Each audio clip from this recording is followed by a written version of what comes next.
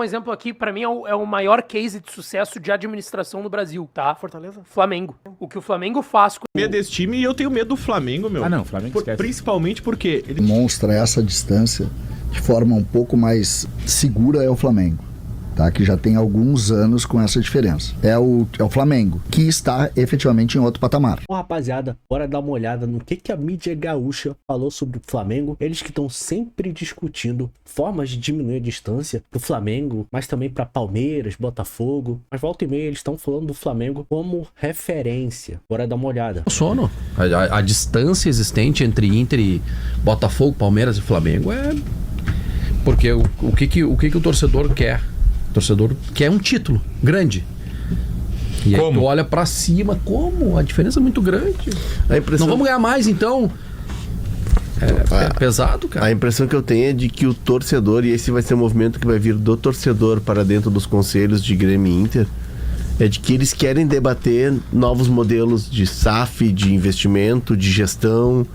Eles querem ver os clubes com outros formatos, porque eles estão vendo essa distância e há uma resistência nos conselhos e há um atraso nos debates. Embora a gente veja alguns movimentos em grupos de estudo dentro de cada conselho, dentro dos clubes, mas é algo muito tímido. Eu acho que esse debate tem que ser maior e mais acelerado. E o torcedor está se dando conta disso e ele vai fazer a pressão para que isso transborde dos conselhos. O único clube que demonstra essa distância de forma um pouco mais segura é o Flamengo, tá? Que já tem alguns anos com essa diferença. O Botafogo monta um time no ano passado que se bate aquele time. O Grêmio, por exemplo, passa daquele time. E esse ano monta um belíssimo time contratado praticamente todo. É um jogador que permanece. Mas assim, os caras permaneceram, só que viraram banco. Tiquinho virou banco, o Marçal virou embora, banco, né? O Adrielson saiu, voltou banco. No final com banco. Então assim, o Botafogo ele melhorou a régua dele. Eu não estou diminuindo o Botafogo, por favor. Eu só tô colocando que de forma constante, assim, é o Flamengo, que está efetivamente em outro patamar, tá? É outro patamar. Associativo, tu diz. Isso, o Flamengo tem 1,5 milhão de faturamento, enquanto tu tem um terço disso. Mas tu quer ver, César, os processos de evolução da SAF, eles acontecem, são constantes. O Botafogo de 22 monta um time que fica em 11º. Ele melhora para 23, chega na reta final, perde combustível, perde o título, vai jogar inclusive a pré-Libertadores. Isso. 24, o Botafogo já percebe que tem que elevar a régua. E agora ele tem um grupo montado. O Almada anunciou que estaria saindo, tinha uma promessa de que ele viria para jogar 6 meses. Então o Botafogo vai buscar reposição, mas assim, ele é um processo constante de evolução. O caso do City no Bahia. O City, por tudo que ele fez na Inglaterra e pelo dinheiro que eles têm, o processo do City no Bahia, ele é contínuo, mas ele é mais lento do que se imaginava, mas ele está crescendo. O Bahia volta a disputar uma Libertadores depois de 36 anos.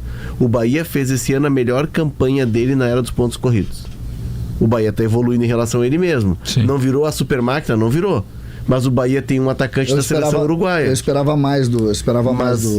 Tu te coloca no lugar pro Racing? Então, tudo bem, mas quase teve, chegou numa semifinal, né? Porque vamos lá, Libertadores hoje em dia tem vagas a menos, né? Porque duas são Flamengo, Palmeiras. Isso. Já pinta aí Botafogo. Ou seja, 3 vagas brasileiras da Libertadores já são desses times. O resto tá se matando ano que vem já abre quase num G5, né? Porque o Botafogo é o atual campeão. Tem que ver como é que vão performar na Copa do Brasil, né? Ali, daqui a pouco tu vai abrindo as vagas de brasileiro através de, esses mesmos times também vão chegar na Copa do Brasil. Sim. Aí, por exemplo, o Grêmio, que tá num momento mais delicado em relação a grupo, comissão técnica, vai ser ano de eleição. Cara, foca num torneio em que tu, lá na frente a gente se encontra com esse louco. Porque, tem uma coisa que me pega muito. Vamos voltar no tempo aqui, 2018, o Grêmio tava com um puta time, né? Caiu na semifinal, naquela noite trágica lá e tal. 2019 não é um grande ano, mas o Grêmio de novo foi pra uma semifinal. E a gente tava tão enlouquecido na época que, mesmo empatando com o Flamengo aqui, a gente achou que podia ganhar lá e tomar uma carraspana. Mas tu chega alinhando, querendo trocar com os caras. Hoje, meu, tu sabe que é difícil. É.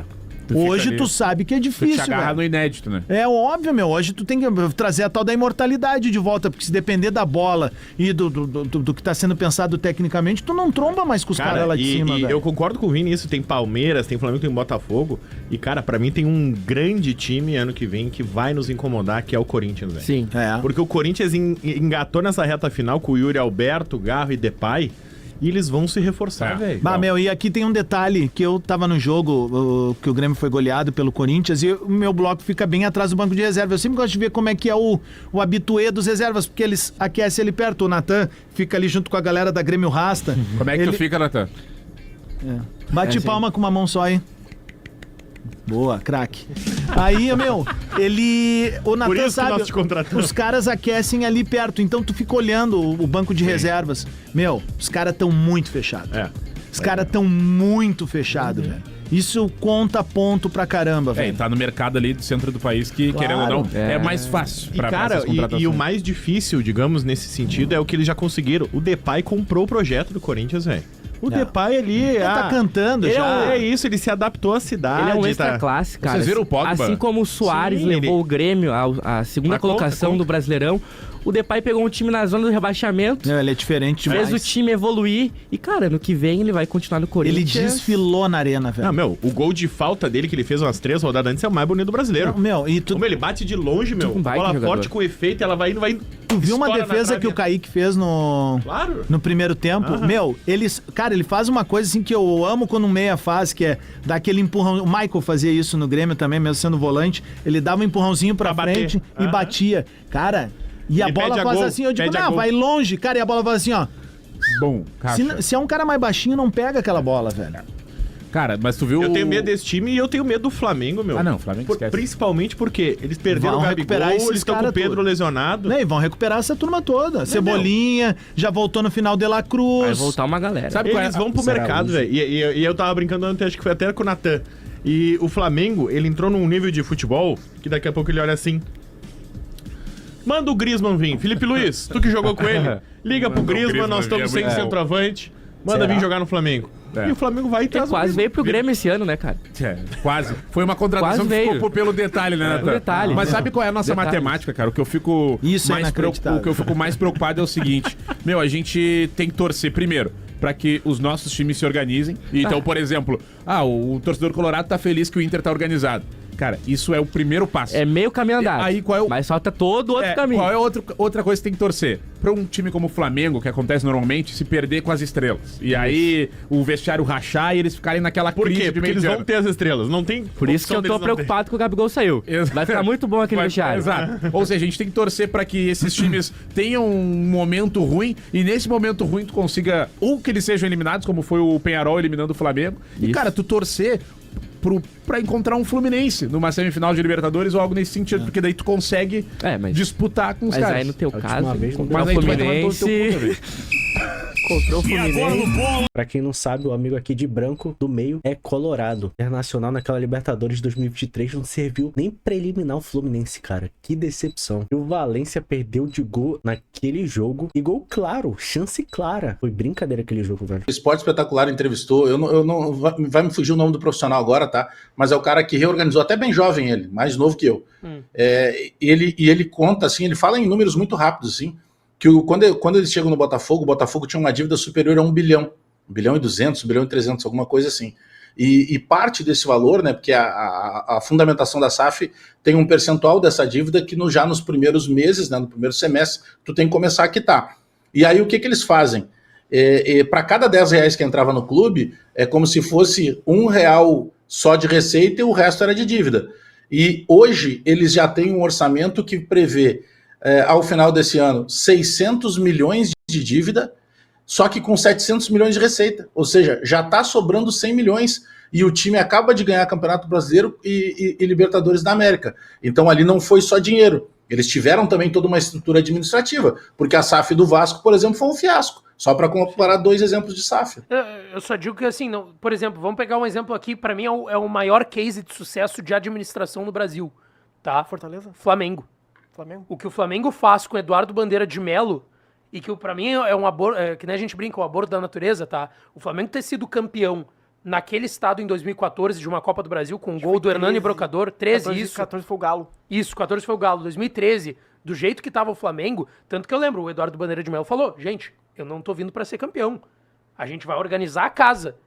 E ele organizou a casa, organizaram a base do Flamengo, descobriram um monte de cara, Vini Júnior, Renier, o Léo Duarte, zagueiro, Paquetá, uma galera que foi vendida e montaram um time super campeão ali na frente. E ficou um case disso, que foi feito dessa operação. Mas a questão de que é o Flamengo que tem, ele está um pouquinho na frente pelo tamanho da torcida, vendável, por questões publicitárias. Mamãe Globo. Publicidade, sim. Sabe por que eu digo isso? Outro dia eu estava conversando com uma pessoa muito influente do Grêmio e ele me fez para pensar na seguinte situação. Ele disse assim, Bagé, o Grêmio tem aí, vamos botar para cima, tá? 10 milhões de torcedores. O Flamengo, se a gente arredondar, tem 45 milhões de torcedores. A gente está falando que o Flamengo teve 1 bilhão e 200 milhões, né, de faturamento. O Grêmio chega a 500, 600 milhões. Então, na proporção, não está tão longe assim. O que ele quis me dizer? O Flamengo talvez tivesse que explorar muito mais esses 45 milhões. É a administração. O Flamengo, lá em 2013, com o presidente Bandeira de Melo, ele começa a reduzir custo, montar time, ser um pouco mais assertivo, mais exigente. O Flamengo vai lá e ganha a Copa do Brasil, juntando jogadores. O Elias, que era do Corinthians, estava perdido lá em Portugal sem jogar. O Hernani Brocador, o Pelaipe, foi buscar lá no Mojimirim. Tinha o Paulinho, que estava jogando no interior de São Paulo. Tinha o Gabriel, que estava lá no Bahia. Se fez gestão. A minha preocupação com o SAF, rapaziada, é que o dinheiro entra e a galera só pensa... tipo assim, tu tá devendo pra alguém, tá? Aí tu recebe um dinheiro. Aí tu pensa assim, não, hoje eu vou tirar a barriga da miséria. Hoje eu vou jantar no lugar mais top. Não, o Flamengo não fez isso. O Flamengo continuou com a mesma vidinha e organizou... E conseguiu ser campeão, isso que é o mais impressionante, né? Porque a tendência é que não fosse, que não seria nenhum anormal o Flamengo não ser campeão. Isso me dá uma ponta de esperança, porque sempre há esse imponderável no futebol também. Sim. Mas eu ainda faço menção à gestão do Fortaleza. Cara, o que o Marcelo Paz fez com o Fortaleza nesses últimos anos, ainda mais porque, assim, claro, agora tem todo esse mérito do Flamengo, mas o Flamengo é o clube que mais arrecada. Sim. Então isso é normal. Mas um clube nordestino, um clube de fora do eixo, fazer o que o Fortaleza fez, manter um treinador de ponta como o Vojvoda por tanto tempo é impressionante. É um belo trabalho. O próximo aqui é o Gustavo Portaluppi. Uma coisa que eu achei interessante que o Bagé falou, pra quem não sabe, Bagé, esse cara que tá no fundo, é que o Flamengo tinha que explorar mais esses 50 milhões de torcedores aqui no Brasil. E eu concordo muito. E é por saber desse potencial que eu acredito que o novo presidente do Flamengo, o BAP, conta com a ajuda do CEO do Google, Fábio Coelho, que vai ser vice-presidente de tecnologias. Esse cara, o Fábio Coelho, uma das primeiras declarações dele foi que o Flamengo fatura pouco e tem potencial para arrecadar 5 bilhões. Eu não me iludo com esse valor astronômico. E acredito que você também não, como flamenguista, não me envaideço com o cara jogando números altos. Mas eu fico curioso para ver quais serão as soluções que ele vai apresentar para aumentar a arrecadação do Flamengo. Cara, o César Cidade Dias, o Careca que acabou de falar, quando ele vai falar sobre o Flamengo, ele sempre fala com respeito. Não é aquele tipo de jornalista que muitas das vezes deixa extravasar o ressentimento, raiva, ou até a inveja que sente do Flamengo. Não, ele puramente reconhece que tem de bom no outro clube e que o time dele, o Grêmio, poderia implementar. Uma coisa que eu gostei no Botafogo desse ano é que, apesar de trouxeram jogadores da Europa já mais experientes, mas o scout do Botafogo acredito que foi muito inteligente na forma como ele montou esse elenco. Porque uma coisa que o Flamengo estava fazendo nas contratações era só focar em grife europeia. Ou então tirar o jogador já consagrado de outro time, como o Léo Ortiz e como foi no Fabrício Bruno. Isso aqui dentro do futebol brasileiro. Mas uma coisa que eu gostaria de ver o Flamengo fazendo, e você pode discordar de mim, você pode achar que o Flamengo só tem que comprar jogador vindo da grife europeia. Tá tudo bem? São visões de ver o futebol. Mas eu queria que o Flamengo tivesse um trabalho de scout, de inteligência de contratações melhor. Porque só comprar jogador de grife europeia e parcelar milhões e milhões de euros, 20 milhões de euros, 18, 15, 10. Não vejo isso como sendo a melhor prática financeira. É porque essas grandes contratações, quando contrata jogador da Europa, é um parcelamento muito grande. Vai abrindo as janelas, você vai trazendo mais jogadores da Europa, acaba se formando um bolo de neve de muita dívida, de muitas contratações. Ainda mais que a gente vai ter um estádio que pode consumir recursos do orçamento. Espero que não, mas que poderia diminuir o gasto do Flamengo em contratações. Mas isso daqui é só uma suposição. Meu maior sonho é ver o Flamengo contratando uma recorrência potenciais jogadores. Aqui na América do Sul, que tu compra por pouco dinheiro e vende por muito. E como fez com o Pablo Mari, tirou ele da Série B do Campeonato Espanhol. Deu muito certo. E por que não continuar, melhorar esse processo? O Mari foi o jogador que veio de graça. O La Coruña queria a contratação dele, mas ele decidiu vir pro Flamengo, de graça. Em 2019, em 2020, foi vendido pro Arsenal. E o Flamengo ganhou muito dinheiro com essa venda do Mari pro Arsenal. Foi uma contratação fora do radar comum, mas que trouxe retorno técnico e financeiro. Por que não continuou esse bom trabalho? E o que eu gostei do Botafogo, desse scout, dessa inteligência, é que eles foram jogadores que estavam fora do radar. Como exemplo, Igor Luiz. E você pode não gostar do jogador, mas fez uma boa temporada, foi importante para ganhar os títulos. O Marlon Freitas, titular, veio do Atlético Goianiense. O Bastos, o zagueiro, ao lado com o Barbosa, veio do Campeonato Árabe. O Gregory e o Savarino também vieram dos Estados Unidos. O Flamengo também trouxe o Luiz Araújo, que estava indo muito bem até ter a lesão, mas é claro que depois o Botafogo, lá pro segundo semestre, teve reforços da Europa e vieram já para ser titular. Mas eu acho que o Flamengo tem muito potencial para mapear mercado, fortalecer o scout, a inteligência na detecção desses jogadores. E o próprio novo presidente do Flamengo, que vai trazer o José Boto, lá de Portugal, é um cara que já conhece esse mercado brasileiro. Já levou alguns jogadores daqui que fizeram sucesso na Europa. Ele já tem essa fama de comprar jogador barato e vender por valor exponencialmente maior. Aqui tem alguns exemplos. O Ramires, volante lá, que foi pro Benfica e depois foi pro Chelsea. O Benfica contratou o Ederson, goleiro aqui do Manchester City. Foi contratado de graça e depois foi vendido. Davi Luiz, o Di Maria, Matite, Lindelof, Dodô, Pitzel, Fernando. Então é isso. O vídeo vai ficando por aqui. Tchau!